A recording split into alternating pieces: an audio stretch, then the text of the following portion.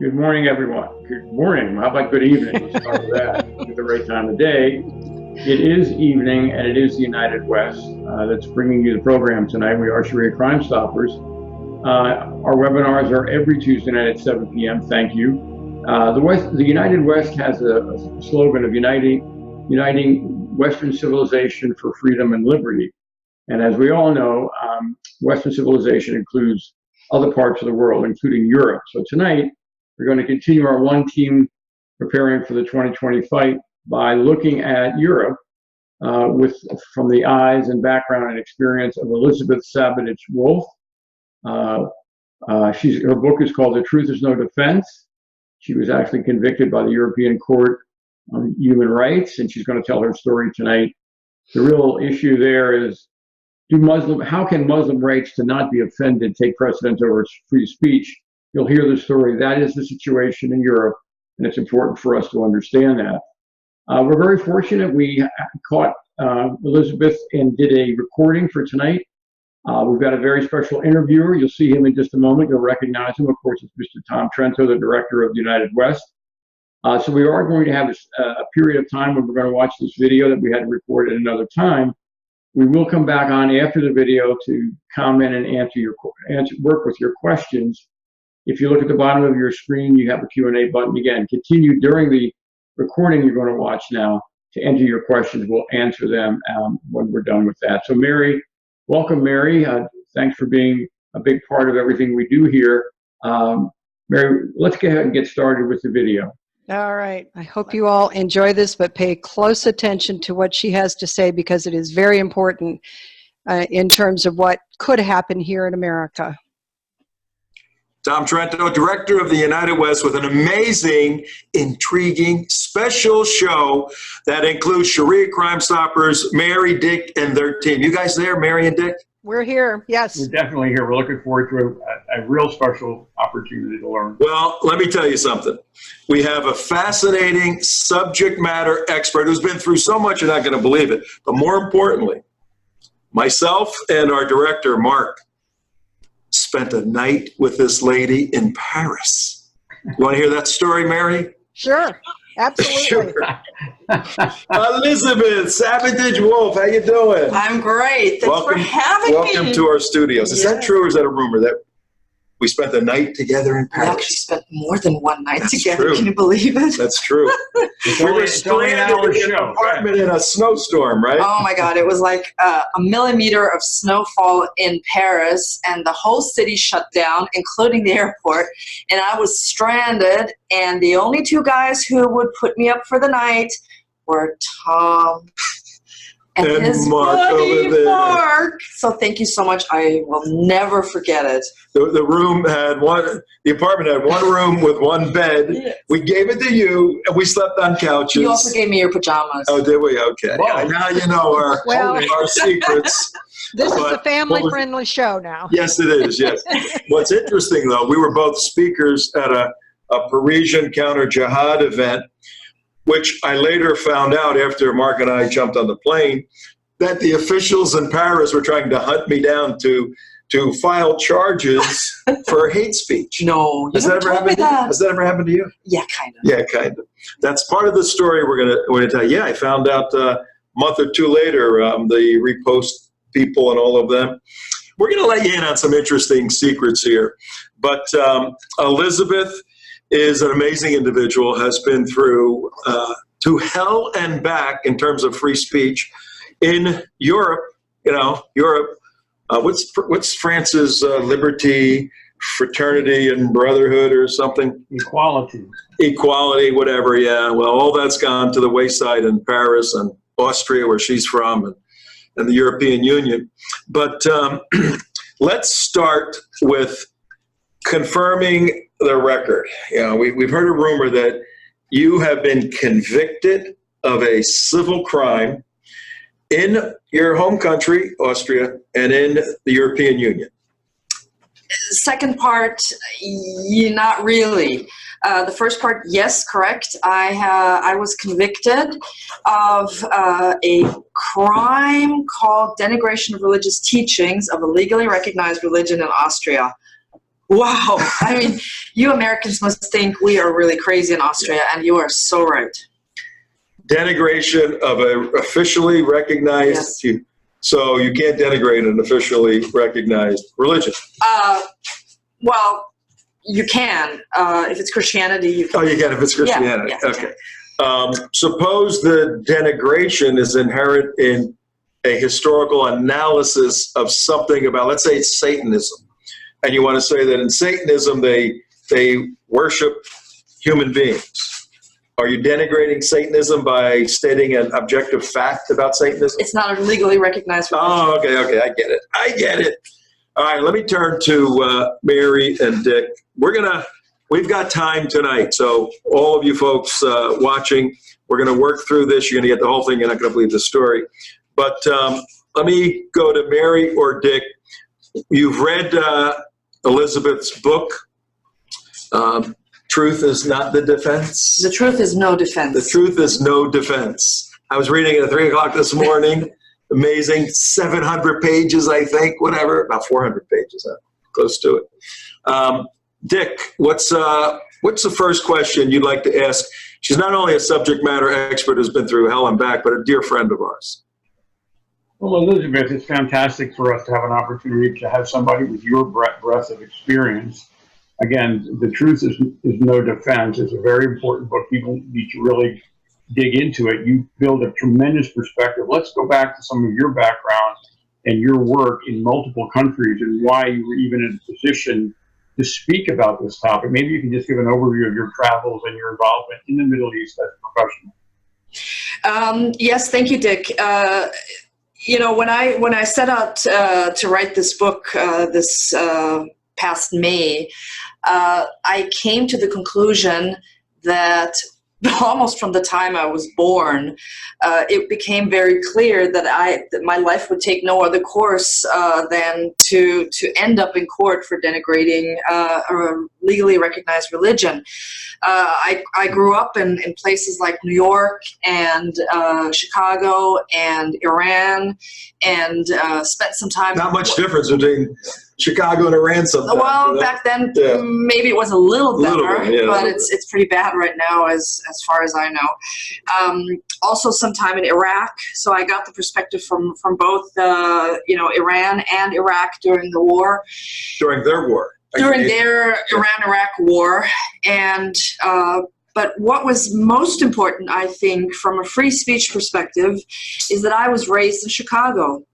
And in order to pass 8th grade to go on to high school, I had to study for what was back then in my school, Academy of the Sacred Heart on Sheridan Road, considered the most important and the most difficult test in social studies, the United States Constitution.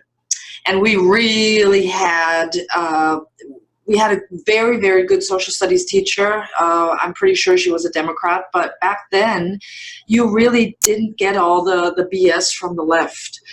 You weren't indoctrinated yet. I never had the feeling, looking back, that I knew she was a Democrat. And I think that was very important. Her name was Mrs. Felix, and she gave us the important information about the Constitution. And the important information is, it is such a simple document.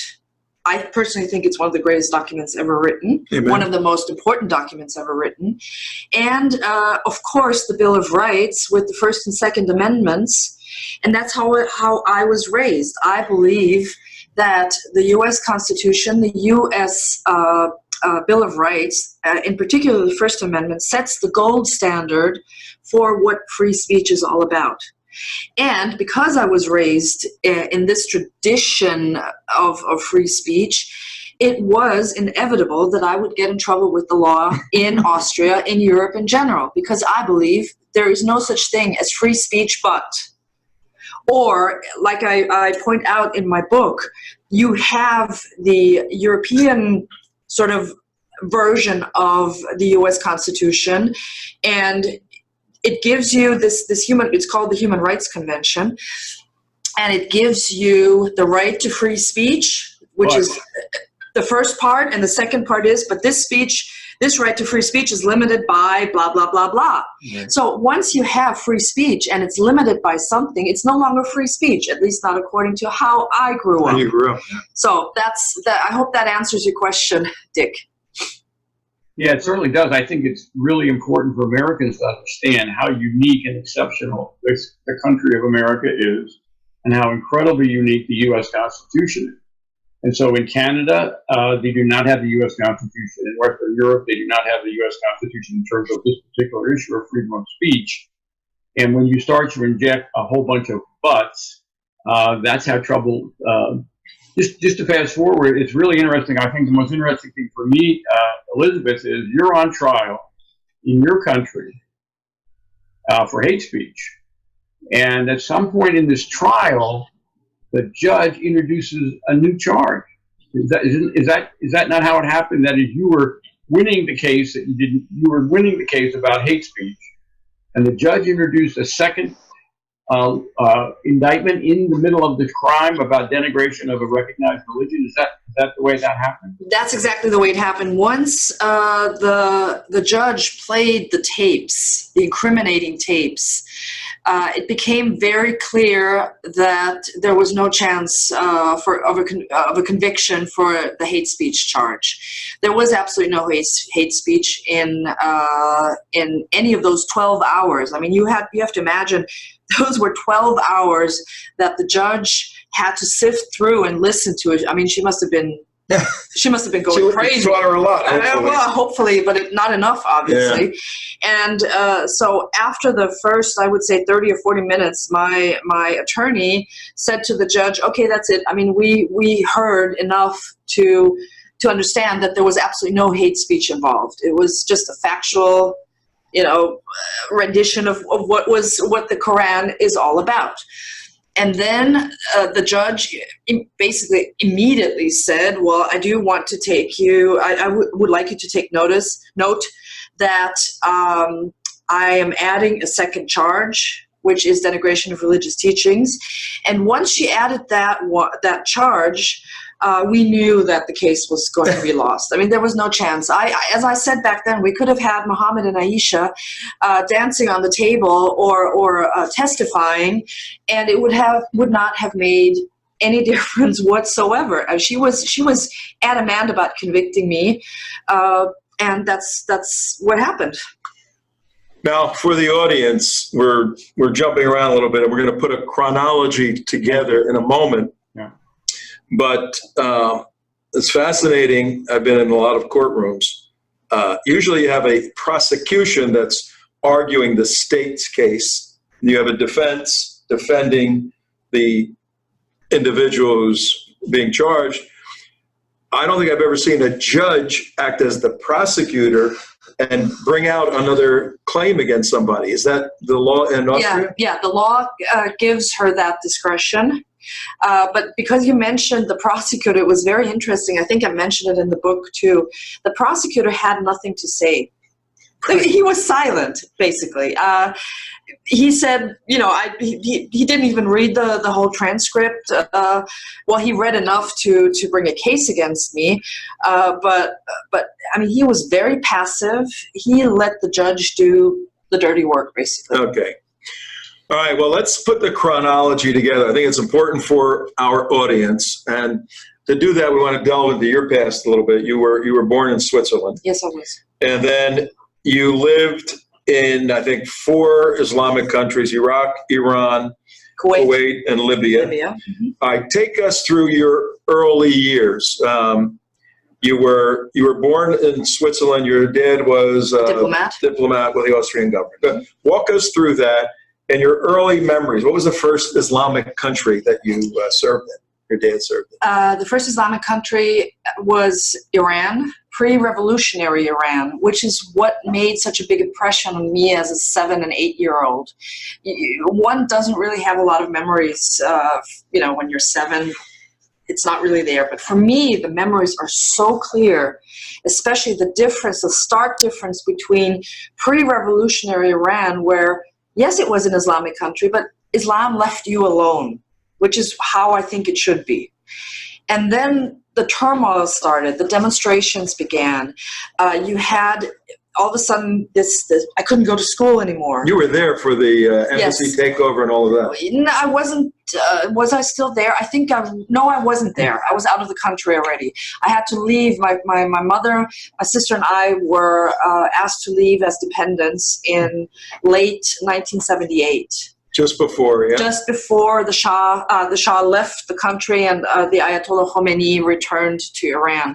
But the transition, I was there for the transition. I describe it also in my book, how we, my family and I drove to, I think it must have been Isfahan, which is a very famous, beautiful city with grand mosques, the blue tiled mosques. I mean, very beautiful. And I remember some of that. And there were already demonstrations in the streets, but not aggressive against foreigners. And obviously, we were foreigners. You could tell the difference. But we were left alone. It wasn't in any way, shape, or form dangerous for us. What I do remember is once we were kicked out of the country, we did return. My mother, my sister, and I returned to Iran during school vacations. So Easter, summer break, and winter holidays. The Christmas break.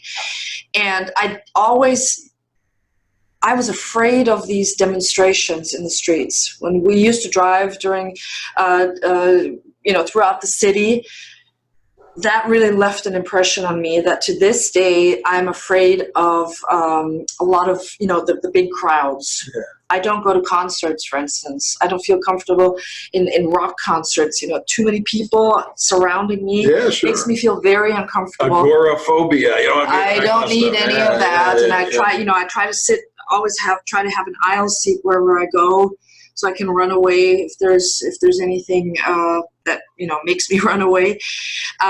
So you have this very, very stark difference. All of a sudden, the country shifted from a not really Islamic country to an incredibly evil country. And, if you ask me how I recognize this evil, you had posters of Ayatollah Khomeini everywhere, and he looked so angry.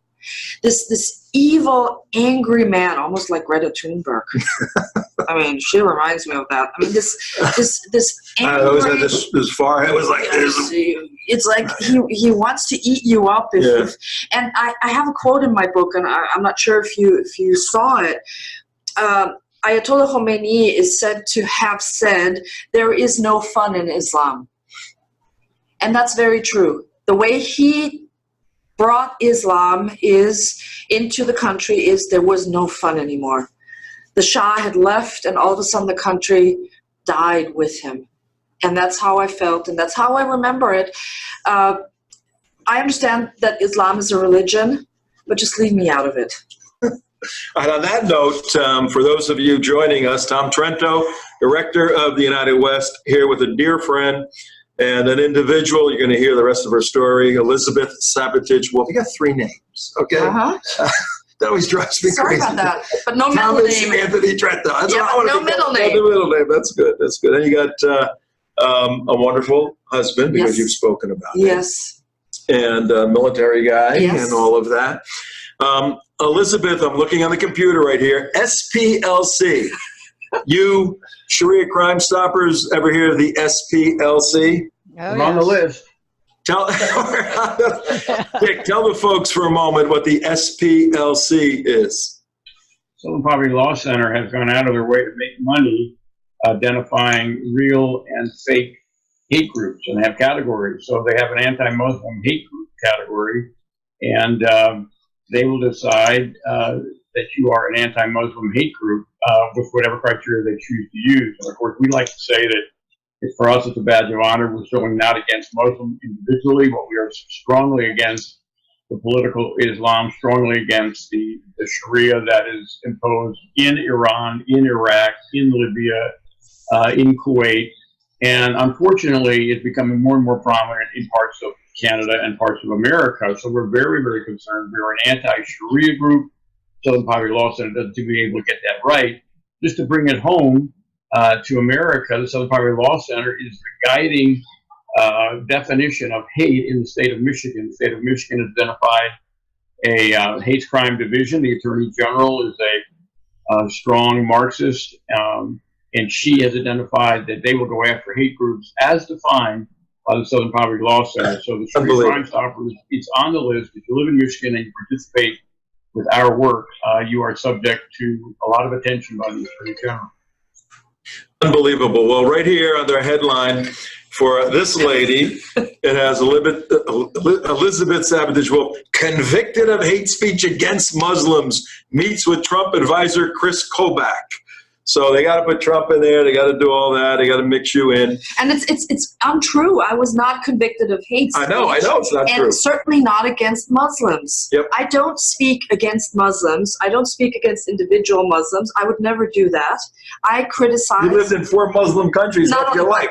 I'm not even going to mention that because that doesn't impress any of these people. I know. But what I'm trying to say is, and I think you and I would agree, we do not criticize individual Muslims. We criticize an ideology, and that's how it should be. And if the SPLC did their homework, which they aren't, of course, because that would be boring. They'd have to change the headline. It wouldn't say hate speech. It wouldn't say Muslims. It would say Trump advisor Chris Kobach, and I stand with that because look, he's a nice guy. He's a smart guy. Trump, dear SPLC, if you haven't come to terms with it yet, he is the president of the United States of America. I don't know if they understand that. Get over it.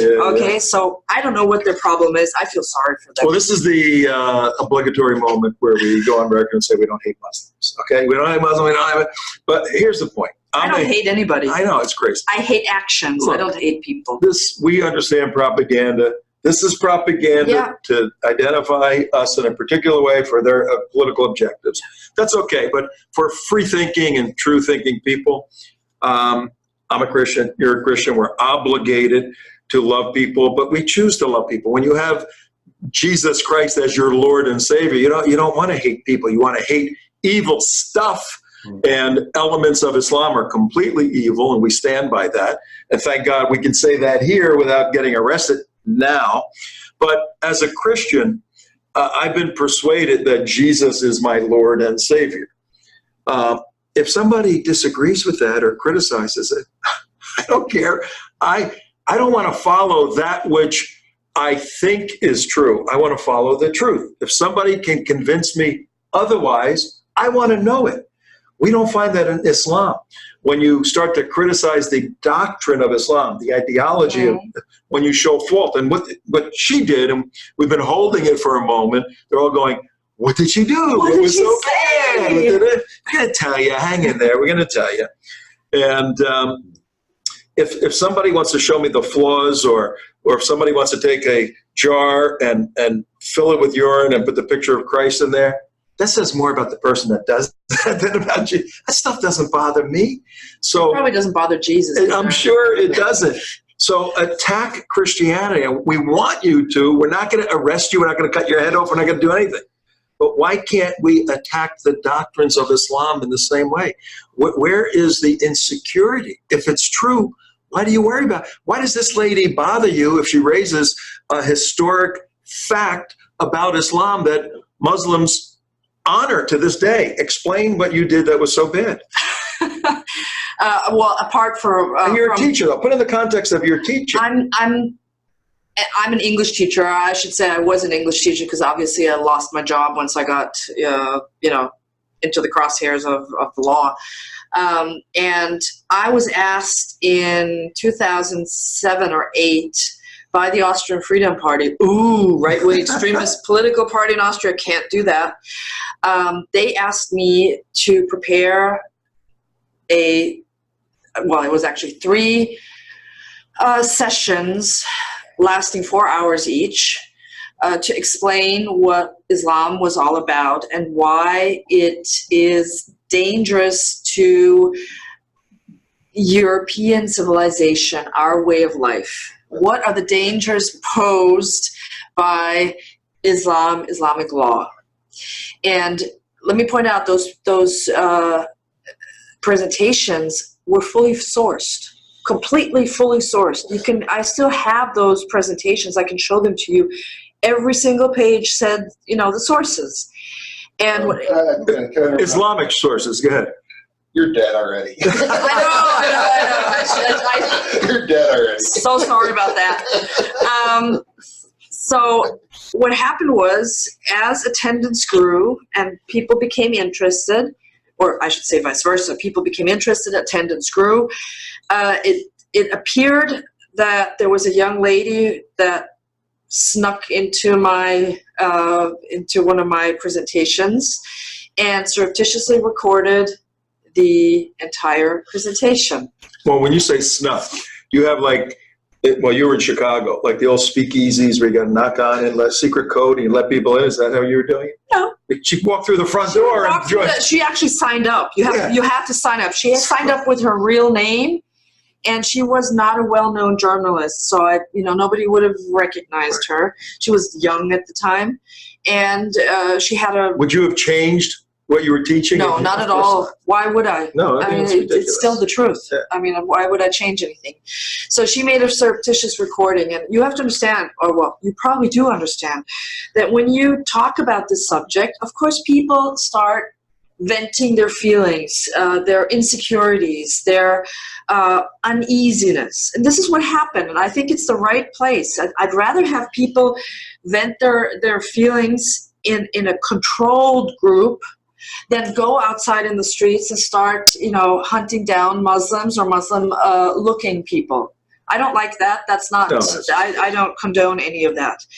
And during one of these discussions, I explained about Muhammad and Aisha, and that Muhammad married a 6-year-old and consummated the marriage at the age of 9, and how this, to this day, because Muhammad is the perfect example for all Muslim men worldwide for eternity, Quran 33:21, how this behavior is still leads to child marriages all over the world. And we regularly read about young brides dying during the first wedding night. Well, the wedding night, there's only one. And bleeding to death. I mean, horrific, horrific stories. And a few days after this surreptitious recording in November 2009, I was reported, there was a huge story in this magazine called News Magazine, a left-wing rag, a weekly rag. And I mean, the entire country Austria was just shocked. The School of Hate, the headline said. Oh, my word. And this young journalist, she wrote about how I would munch on donuts and bacon sandwich during the break. When I read that, I said, what is it? Did you serve bacon, lettuce, and tomatoes or something? Well, we had some food during the break, of course. I mean, She said she munched on donuts and bacon sandwiches. Oh my God, the nerve of that lady. Yeah. I mean, me. Yeah, I know. Donuts. How dare she? So anyway, you know what really hurt me, Tom, and I described this in my book, how all these religious personalities came after me and publicly condemned me, especially the Catholic, one of the high-ranking. Your tradition. Yeah. It's without even looking at any of the data. No, they had no idea what I said, why I said it. So what did I say? Let's get back to that. I said a lot of things during these 12 hours. And all of these 12 hours the transcripts were taken to the court. And of course, they wanted to get me on all the 12 hours. Of course. One of the things I said is I recounted a story of my sister and me talking. And a few years before my story took place, a former MP got convicted of hate speech in this case for saying something about Muhammad too. So she said that in today's world, Muhammad would be considered a pedophile, which we know is true, but she got convicted. I knew about this case. I knew about I don't have to know about it, but I knew about it. And in the knowledge, in view of this case, what I said during these presentations, during these 12 hours is, what would we call Muhammad's? No, let me back up. My sister said to me, "Oh my God, did you hear about what Susanne Winter said? Did you tell her that? Did you tell her about Muhammad? Did you tell her to say that?" And I said, "Come on, this is public knowledge. You don't have to, we know all that." And she said, "But you have to word it differently. You can't say Muhammad is a pedophile." I'm like, "Why not?" I mean, look up the definition of pedophilia. "No, but you have to phrase it more diplomatically." I'm like, "No, a spade is a spade."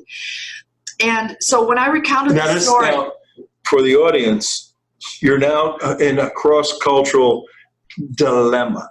You grew up in the United States to a degree with that U.S. Constitution, the First Amendment, but now you're in foreign land, your home country, and you're having a conflict with what you know to be true and what the restrictions are in the country. Yes. Mary, I want you to weigh in on this in a little bit as a woman who is she's getting more and more involved in the activism front. But go ahead, keep going. So the sentence that got me in trouble is, we all know that Muhammad married a 6-year-old, consummated the marriage when she was 9.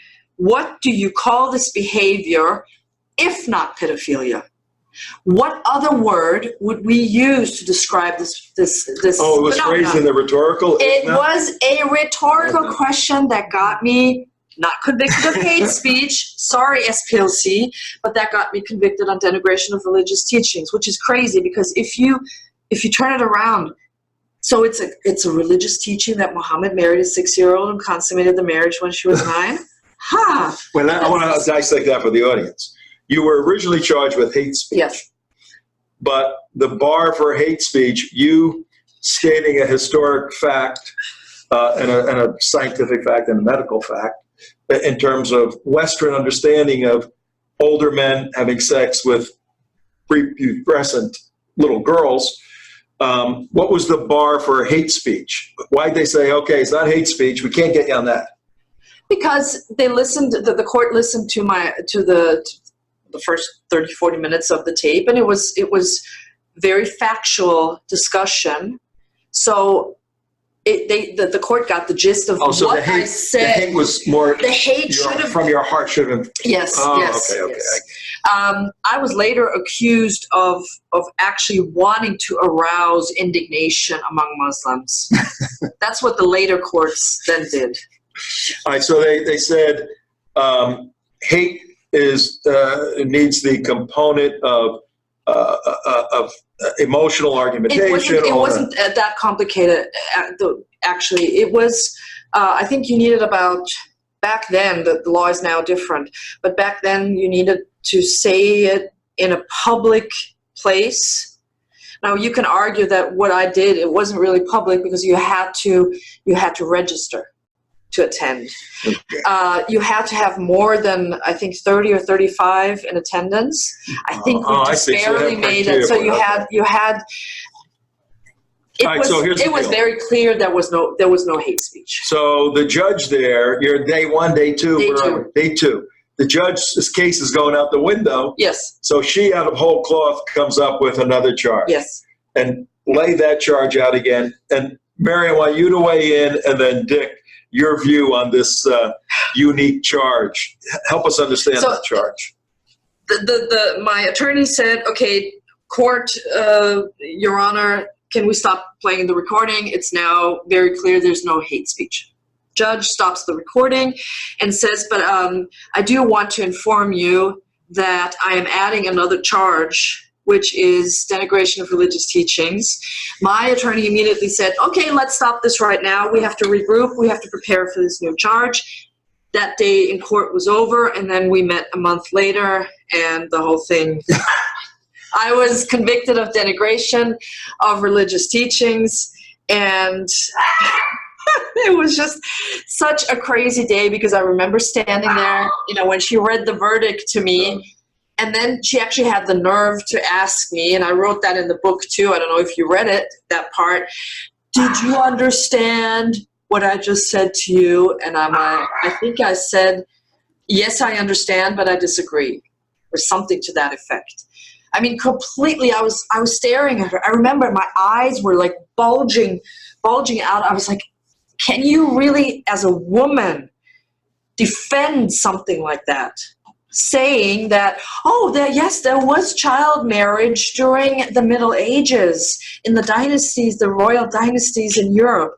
Hello, lady, if you did your history course, your AP history course, you would know that those were child marriages.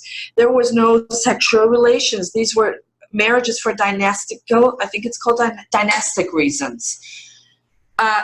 Completely different. Well, that same judge argued that it couldn't be technically pedophilia because of why? It couldn't technically be pedophilia because when Muhammad married her when she was 6 and consummated marriage when she was 9. That means have sex at 9, okay. They had sex when she was 9 and she survived. Can you imagine that? It technically is not pedophilia because she stayed with Muhammad until his death, i.e. when she was 18. Okay. So that was the judge's logic. That was the first, I went through a lot of, that was the lower court. But then it got even crazier. Mary, your thoughts on all of this? So glad you were able to join us today in talking about this, because what you were describing, I get a sense that that's pretty much what Dick and I are doing with Sharia Crime Stoppers. We have a registration, we have a private event. I guess we can call it a private event because you have to register. We're talking about Islam. We're laying out the facts. If we had somebody in Austria watching us, could they report us? Could we be up on charges in Austria? No. No, probably not yet. Not exactly. Maybe tomorrow. Yeah. Probably not yet. I also, I'm sitting here in the United States where, thank God, I'm protected by the First Amendment. Yes. And, when I come to the U.S., I breathe a sigh of relief because I am once again able to speak my mind and I don't have to employ prior restraint. And that's what we do in Austria, Mary. You have to understand, I teach my daughter, or I have been teaching my daughter for many, many years to self-censor herself in school. Mm. And for me as a free speech activist, that is basically the worst I can do. The worst I have to do. It's unbelievable that I have to tell my own daughter to self-censor. And we Europeans automatically self-censor. This is something that's already innate to us, and that's why I'm saying it's so, breathing the sigh of relief when I came into Miami airport yesterday, and I was through, had my passport, shown my passport, and I can now speak. I can now speak freely. You Americans have to understand that this is really something special, and it's worth protecting, and that's why I'm here. I could just, lay back in Austria and say, okay, I've done my bit. I don't have to do anything. I've given 10 years of my life. I've become old over this. I mean, my lines and everything. I could do that. I could say that, but I won't, because I think it is so important that you in America understand that you're still blessed. You can still say whatever you want. Yes, you might have, and you do have problems, but usually those cases are still won. In Austria, in Europe, it's not usually our cases are won. We always lose. We have no recourse. Recourse. Yep. It's over. Free speech is over. The one thing I would like to mention is that yes, we have the First Amendment here in America, but we are also being attacked for freedom of speech by way of CARE and so many other of their lefty, liberal, Marxist organizations, that they are shutting down speaking events across this nation. So we are at a tipping point with our First Amendment, and it is in danger, I believe, in terms of our next election coming up. And this is where we've got to stand strong for it and stand strong in getting Trump reelected, or we're going to be losing a lot more than just the First Amendment. And that's why I'm here, Mary. That's the reason I still keep going, even though you know, I've put in 10 years of my life. And thank you. America is so worth it because remember one thing, America is going to have to save us again. Yeah. So, Well, Mary, One you thing said- I'm trying to get out of this stuff and go on the beach, you know? One thing I'd like to say from your book, though, I found it interesting that you had to get your attorneys educated on the Islamic doctrine, Yeah. so that they could protect you and your rights. That's where we're losing, I think, in America as well. As much as, you know, Tom's speaking out, we're speaking out, you're speaking out. Our not only our elected officials, the law enforcement, FBI, but the legal system that we've got is shutting down and not listening and understanding the threat as well to be able to defend us for the First Amendment. yes, that's a big problem. It's all about education. Yeah. And we're losing the kids. That's the biggest problem. We're losing Oh, yeah. the kids to leftist indoctrination. Yeah. Agreed. And thank you for being here and helping support our Thank you. next election cycle. Mary, I think you said it very, very well. All I was going to add is just that judge was not a Muslim. That judge, my guess is, like a lot of Western Europeans, probably a leftist, a Marxist. She had to pursue her agenda, and she found a way to do that. There's a lot of people in America, certainly in Canada, that are doing the same thing. I think we have a growing percentage of Americans that don't think the Constitution is a good thing, that don't think it's exceptional. They think it's a racist document. They've gone through the education program that we've talked about on our last webinar, Elizabeth. So we have a number of people, a growing number of people, many of whom vote, for whom the Constitution is no big deal, and for whom, if the First Amendment offends somebody, they're really concerned about that. I want to go back to another thing that you mentioned. I think you mentioned something about the impact of the churches and maybe even the Catholic Church. The Catholic Church seems to be in America and in Europe quite friendly with Islam, quite friendly with the Sharia folks. Yes. And I'm assuming you've seen that in Europe, and Yeah. if you haven't, you'll continually see that in America, and that is a voting bloc.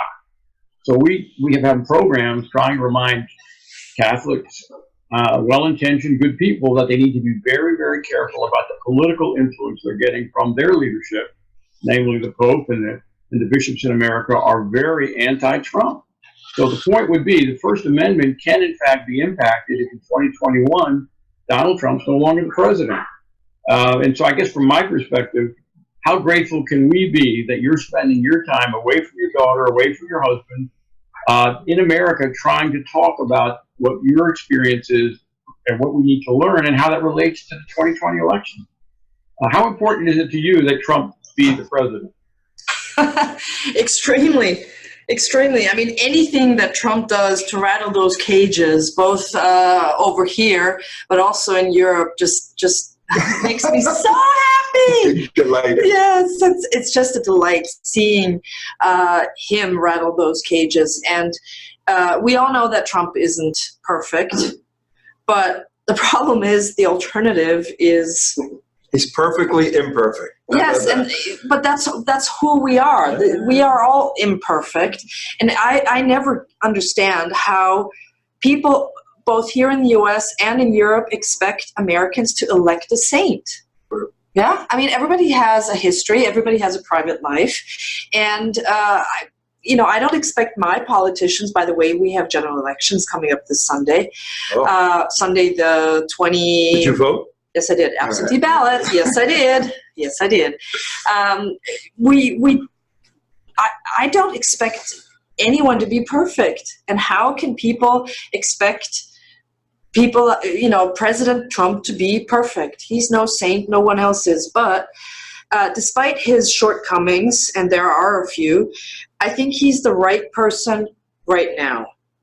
And my personal feeling is the crazier the Democrats get, the more he's going to win.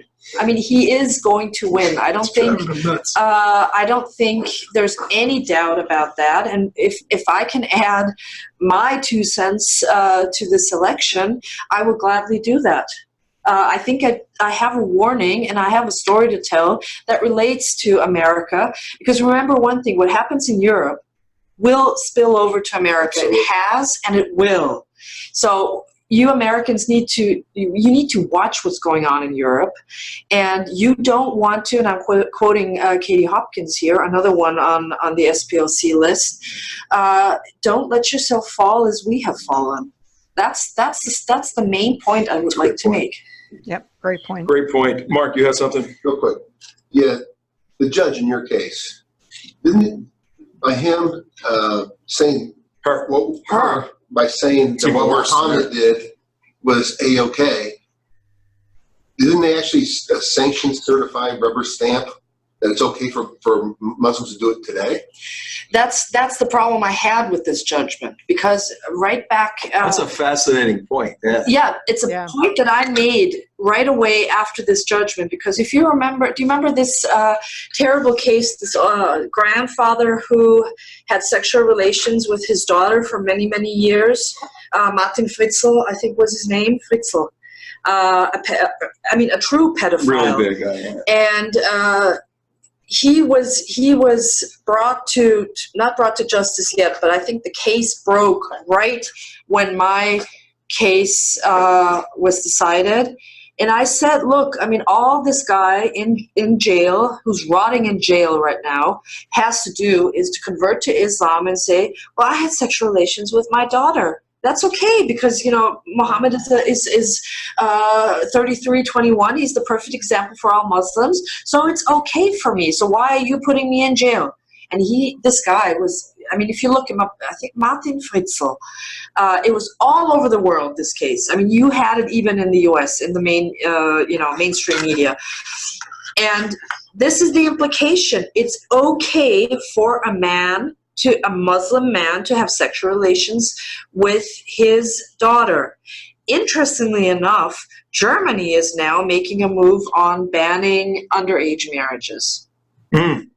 Because of the influx through the immigration. Isn't that anti-Islamic? It is very much so, and this is what's going to happen. This is what's going to happen. I think you will see that more and more. The struggling between the Western notions of society, Western civilization, Christian civilization, Judeo-Christian civilization, with the Islamic one. So who's going to have precedence in court?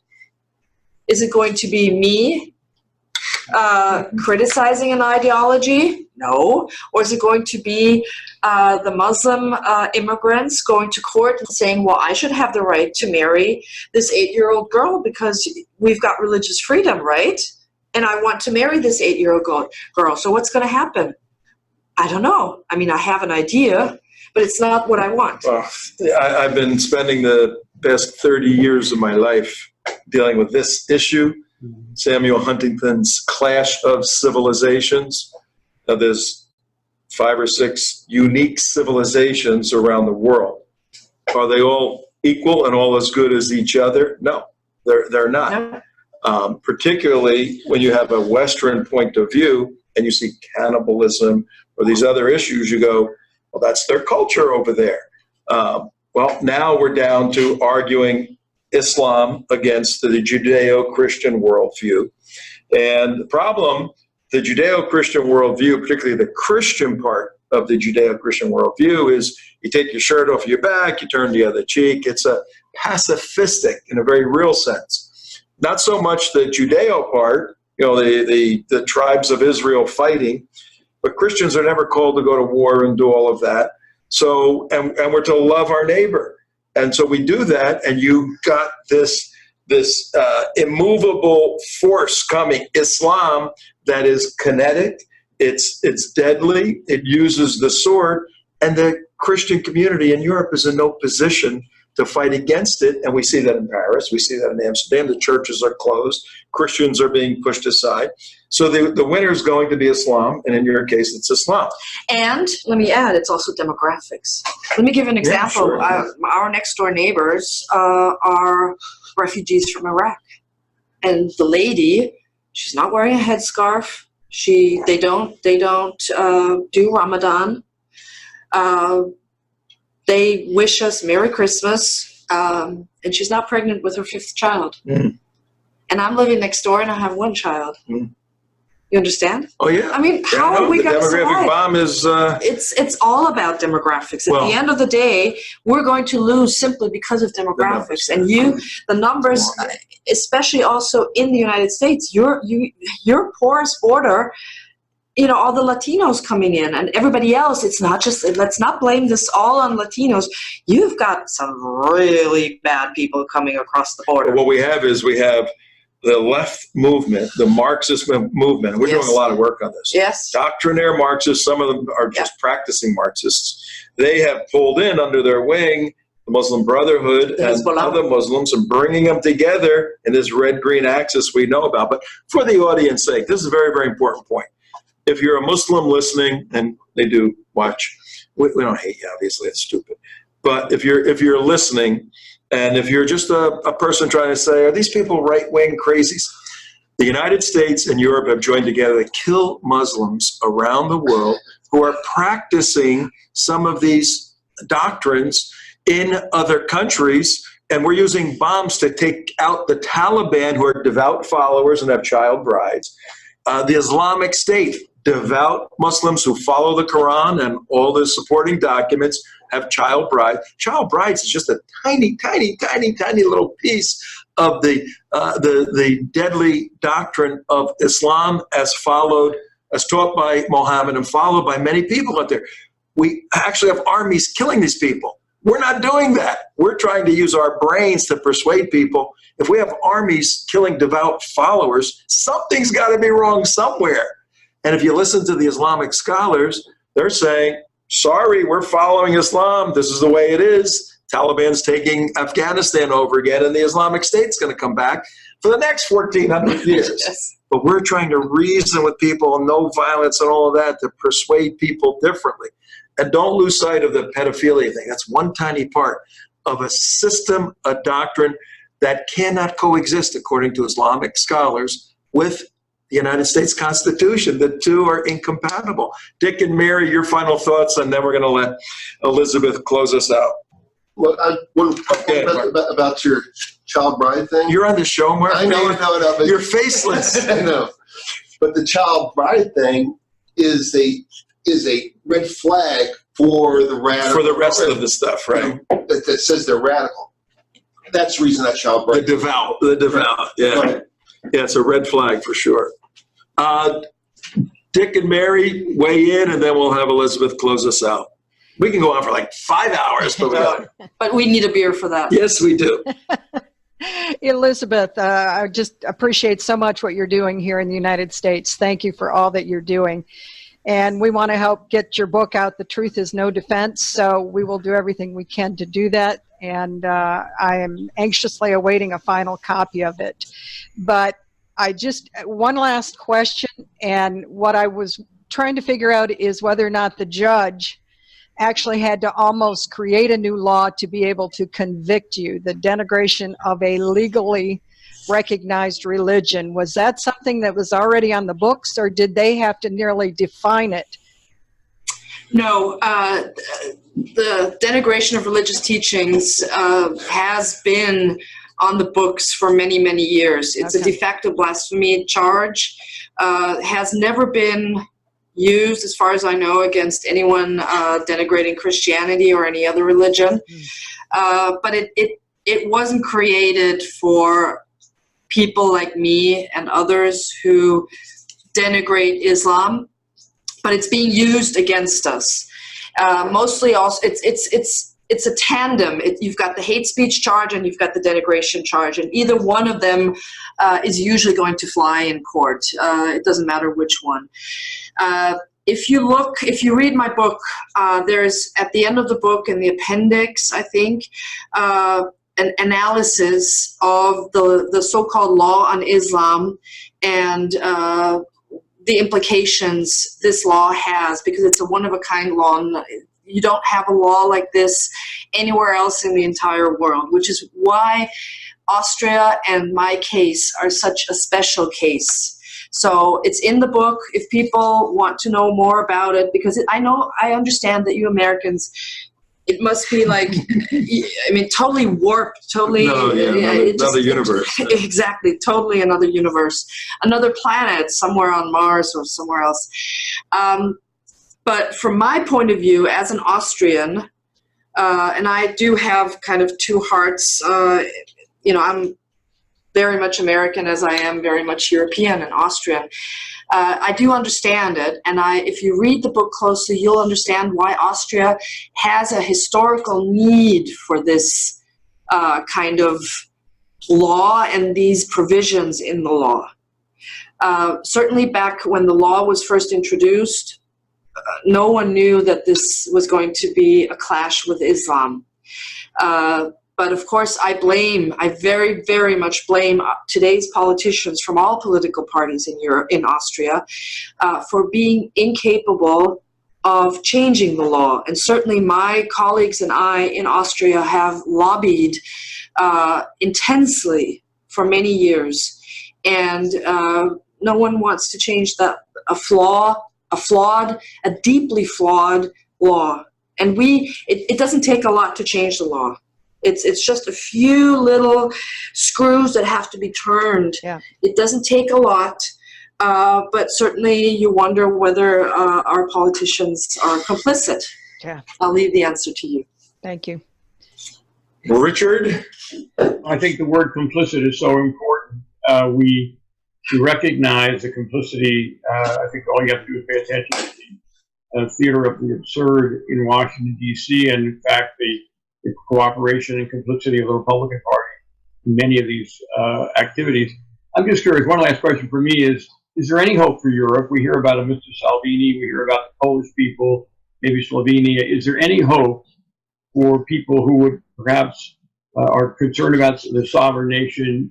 Trump wins the election, hopefully, and somehow they bond together, or is Western Europe done? Europe's done.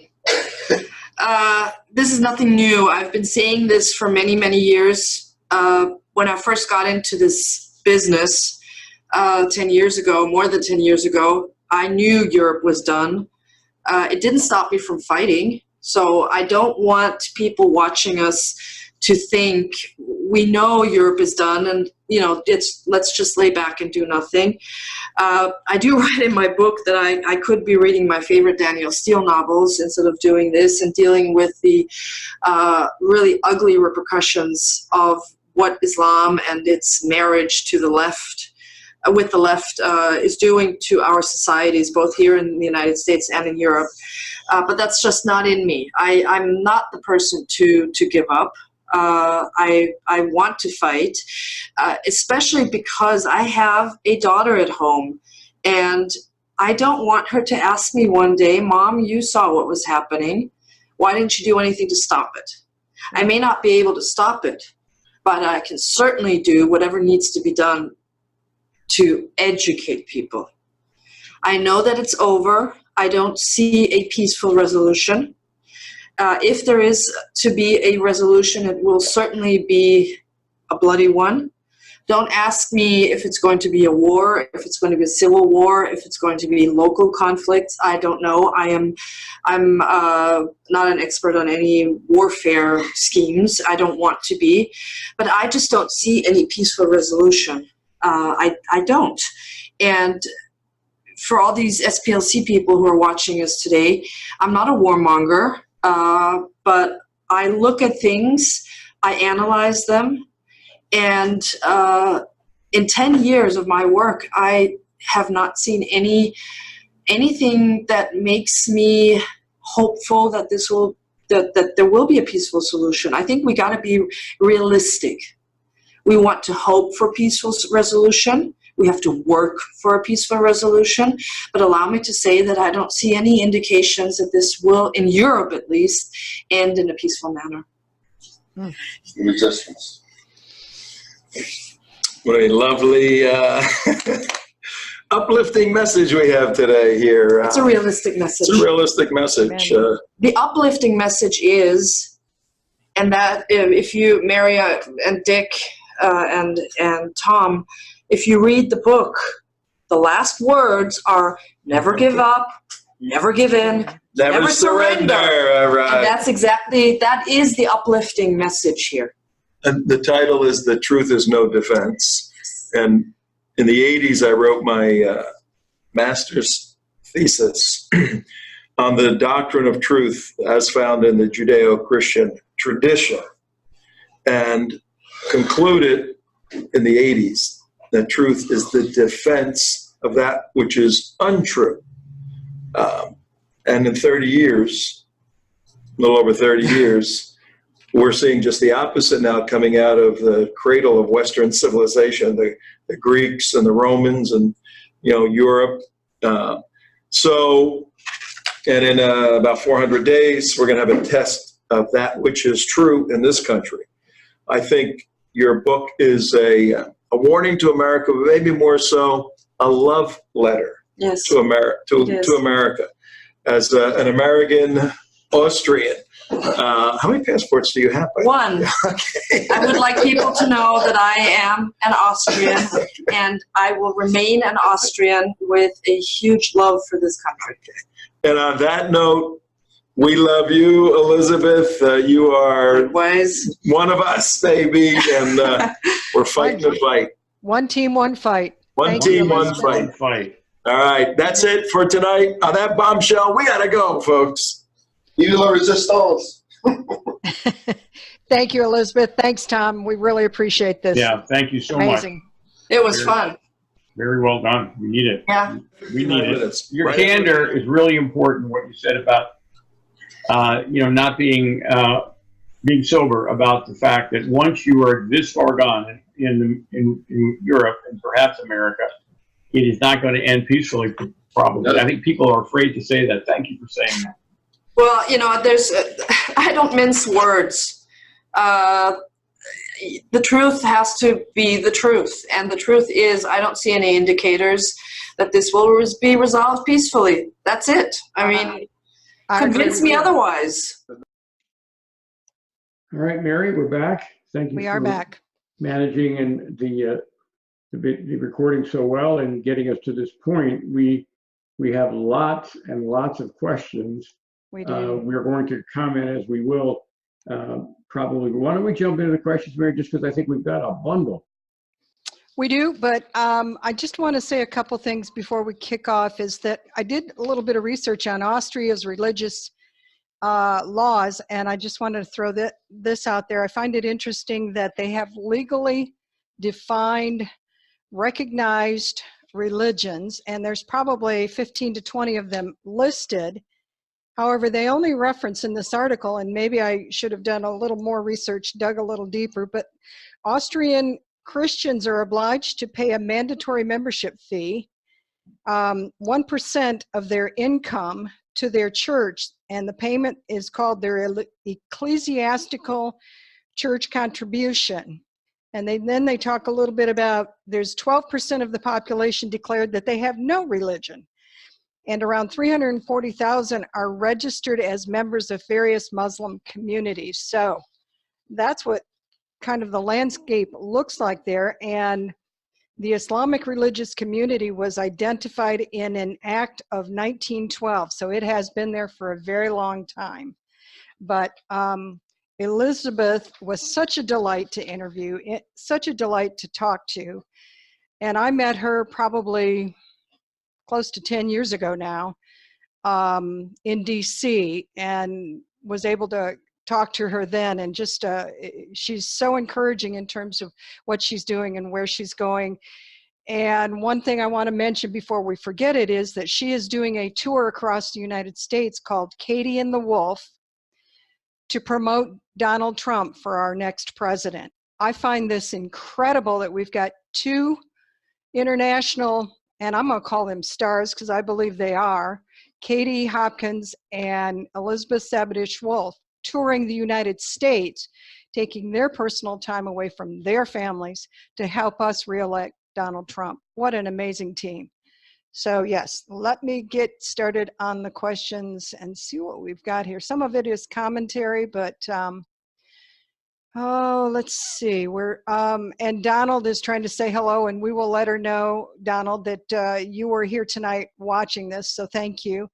Anonymous is asking, is there a sex offenders registry in Austria, in Europe? I have not a clue in terms of that. But some of these questions, if we get them and we can't answer them, I will try and get them to Elisabeth and see if we can get an answer for those. How about that? So, do you have any ideas, Dick? No, I don't. I do think we want to be really clear here. This whole conversation about whether Mohammed, whether it's true, it's a true statement. Mohammed raped a 9-year-old girl. Yeah. We don't hesitate to say that. The word consummate's a little too fancy.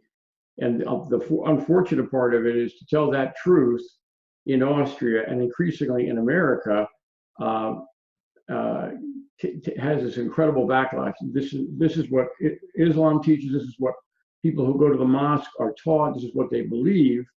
And they also believe that Mohammed is the perfect person to be modeled it's a model. He's the model for their own behavior.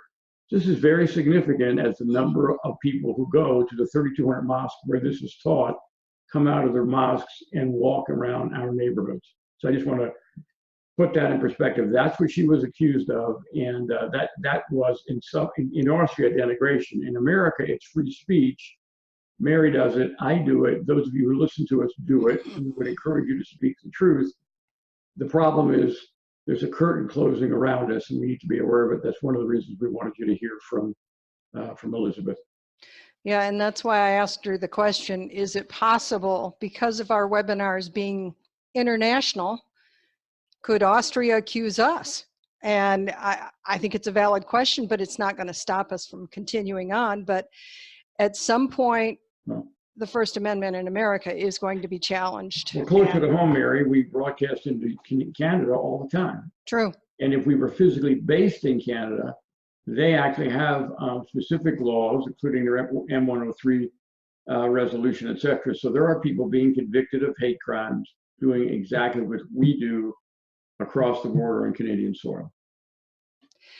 Well, we've got a anonymous asking about the U.S. Constitution, if it's being taught in books, articles, video games, avenues for young and old alike. And I think there are some groups out there that are actually teaching it. I don't have names to give you groups that are doing it, but do you know of any to answer that? No, I don't. But isn't it hysterical that we're really talking about what should be done every day in school? But no, I don't know. I don't know groups outside. I don't know groups that are making a point of teaching it. And we've got a question, and this is really quite interesting. Is the Catholic Church supporting Islam because of its own pedophile problem among priests? Very good comparison. And well, one of our speakers, Liz Ure, has made the point, so I'll just repeat it.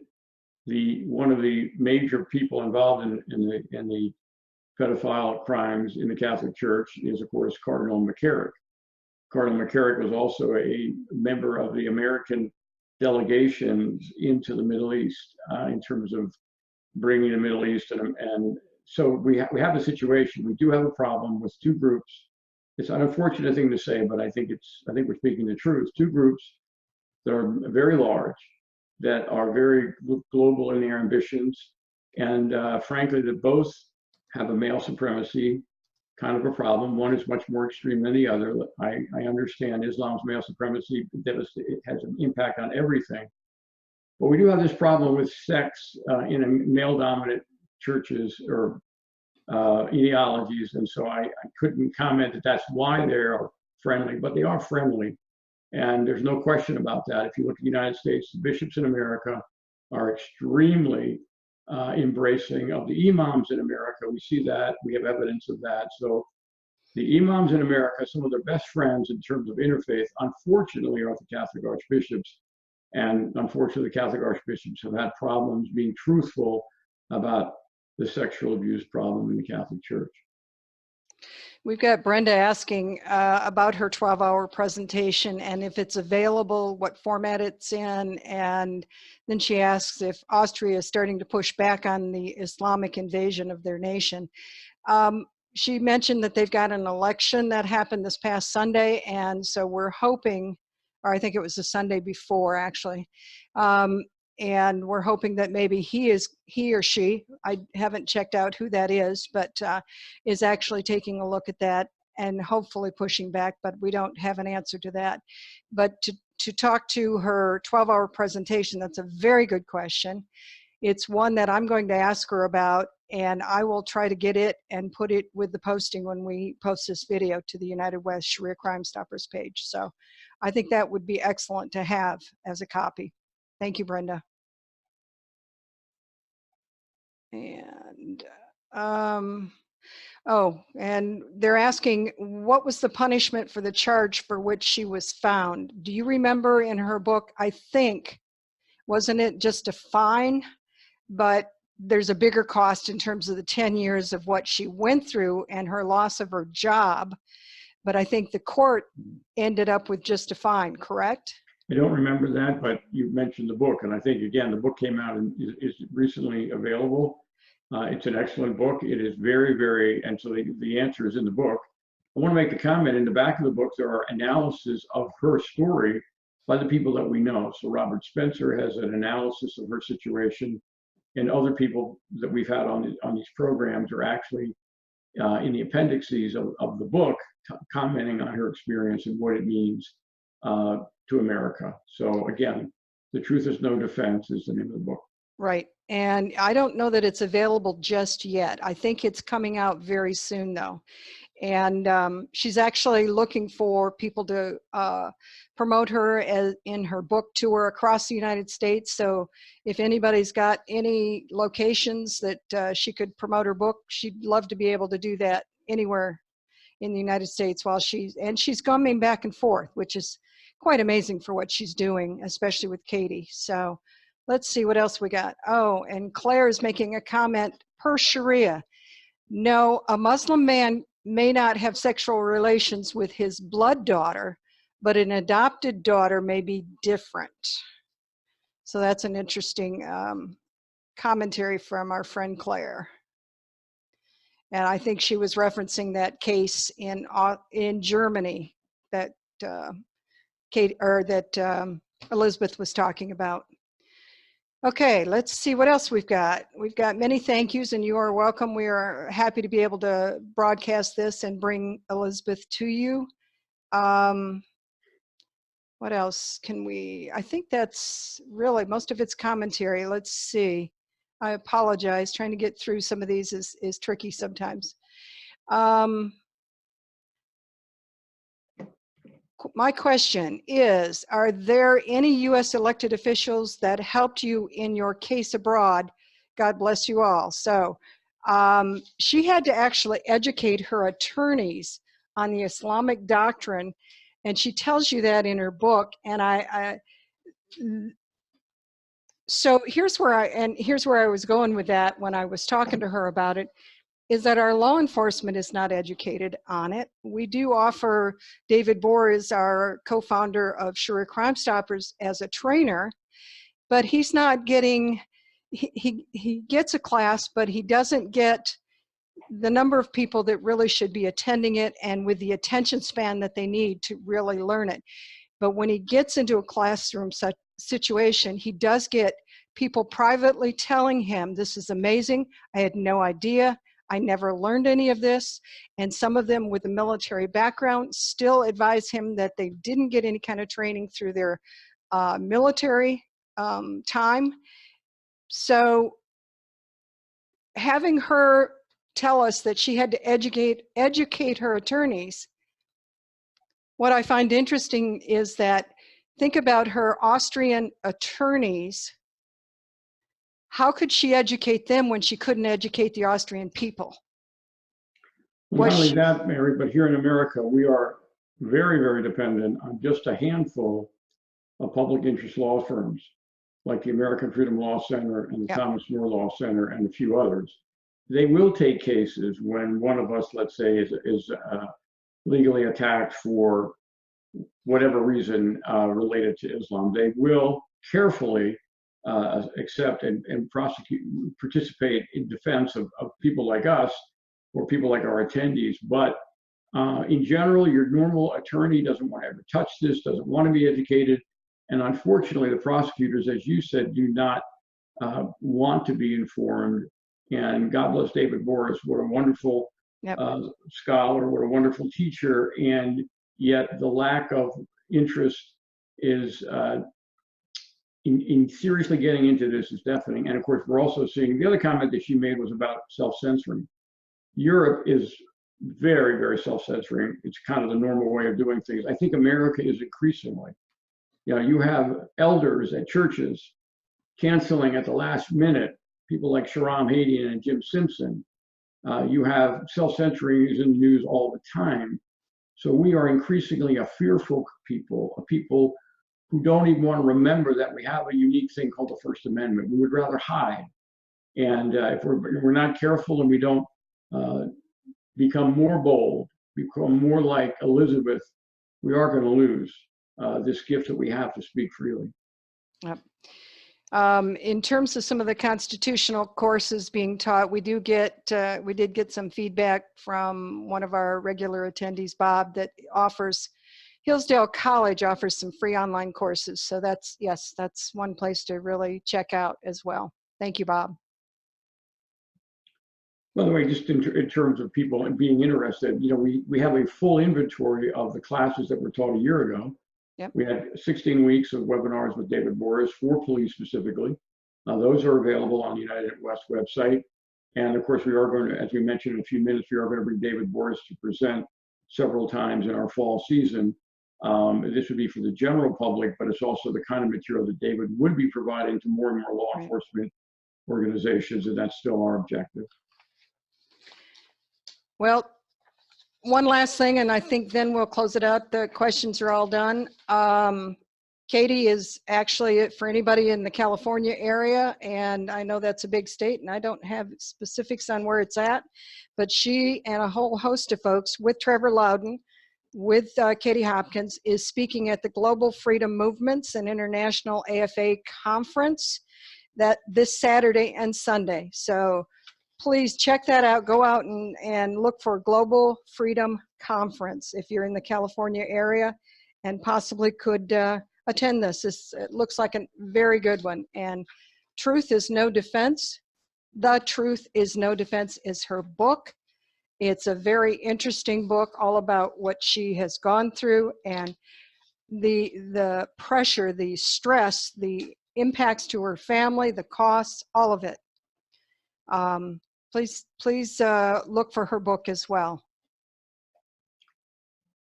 All right, Mary, should we wrap it up? Yep, then? Let's wrap it up. And thank you, you, everybody. The only everybody. other comment would be Elisabeth is with Katie Hopkins on a new program on the internet on Thursday nights. If you're interested in that, they're on every Thursday night. It's called Katie and the Wolf. You heard the Wolf tonight. And of course, the Katie we're talking about is Katie Hopkins. You heard her in our programs in the past. She is basically making the case that there are droves of people are leaving Europe. Jews are going to Israel, and her question in her latest documentary, Homelands, is where would other people go? Where would Christians go as Europe is turning to be a dangerous place? You could look that up on Encounter Truth, and you'll find their program. All right, so what Katie had to say, what Elisabeth had to say at the end of her book is never give in, never forget, never surrender. And that's what we're trying to talk about here. The target is certainly America. Specifically, the target is America's people of the book, that would be Jews and Christians, and there's no question about that. We always have our action items, so we're going to bring those to your attention. Seriously, we hope these things that we present give you the opportunity to really think carefully, reflect. We want you as an action item to absorb that a major part of the Western civilization is gone. How could that be? Europe is gone. Islam has been trying to conquer Europe for 1,400 years. The first 100 years, and in the 1200s with Charles Martel, then in the loss in Vienna in 1863. Now they've won. They basically have conquered Europe. If you listen to both Katie and Elisabeth, why was that? What's different? Well, for the last set of battles have been done with the collaboration of Marxism. The Marxists in Europe have made it possible for Israel Islam to take over Europe. That's a potent combination that we should be petrified about in the United States. Marxists pretty much weaken the case for no God. So Christianity is on the wane. Churches are empty. People don't identify with Christianity in Europe like they used to. Oh, by the way, the migrants come in, so there's no God but Allah. So that's a very, very difficult combination, Marxist and Mohammedism. Well, what about Canada? Canada's in the same situation. They've got a Marxist leader, and they've got elections next month. What's going to happen there? What's the impact going to be in terms of the Islamization of Europe, of Canada, and what's that mean for us? Another action item is to really watch carefully the failing state of free speech in America. We're losing that battle every day, unfortunately. The action item for you would to be brave enough to go against the tide, to stand up for the truth now. And one way to do that is to do everything that you can do to re-elect Donald Trump 400 days from now, starting now. So those are our recommended action items for you to consider. There are people working right now for the 2020 election for Trump. This is a United Auto Workers rally for Trump. There's a sign there. Some people refer to this as the Trumpinator. He'll be back, meaning he'll be reelected. We'd like to bring your attention to the brave young man holding up the sign. That is one of our allies in the fight. That person is one of the people on the team, super engaged right now in the 2020 fight. So we want to commend that gentleman and people like him. Thank you for being brave enough to do that. Next week, we're going to continue this story. Trevor Loudon will be with us, very, very special person. He's very, very much aware of the Marxists and the socialists that are mobilizing millions of voters against Trump. They're doing that now, and we need to be taking our action now.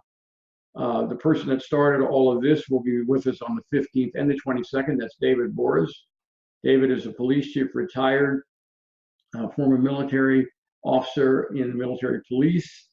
He's the reason we have Sharia Crime Stoppers, and he's going to be here to talk to us on the 15th about Sharia in colleges and universities, and on 22nd, Sharia in the public schools, and the impact that these indoctrination centers are having, growing a whole new set of new voters who will be active in 2020. We are the United West and Sharia Crime Stoppers. I think if you listen to the message tonight with Tom and Elisabeth, you know the red-green axis is winning, and it is World War III, and we've got to be one team. We've got to prepare for the fight. We are the United West. If you think what we're doing is significant and can make a difference, please consider us in your charitable giving. Thank you so much for being with us. We appreciate your support. Your messages of encouragement are very meaningful for us. We want to make sure that America does not go the way of Europe. And it's up to each of us. It's up to you. It's up to us. And we need to continue the fight. Thank you very, very much. Good night, Mary. Good night, everybody. Good night, everybody.